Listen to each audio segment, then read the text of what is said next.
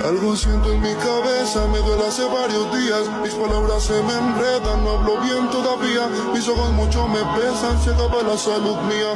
Y nunca pensé que caminar luego me costaría. Me decía un viejo, mientras sus ojos lloraban, de ya querer volar lejos. Mientras al cielo miraba, todavía recordaba cuando duro trabajaba. Y un derrame en su cerebro, no lo dejó hacer más nada. Me comenzó a aconsejar, aunque pensar le costaba. Dijo que su juventud fue como un cuento de ganas. Para un cuervo de caer el tiempo se necesita. Hasta la rosa más hermosa con el tiempo se marchita. El roble se va pudriendo, el agua se va consumiendo, el humo desapareciendo y las personas van muriendo. Que tu vejez la sintió viendo a sus nietos creciendo y ahora la siente más que todo, se le está impidiendo y lloviendo. Que todo se va acabando, nada dura para siempre, el cuerpo se va desgastando, el árbol de roble más fuerte algún día se va a caer. Nada dura para siempre, los hijos van a crecer.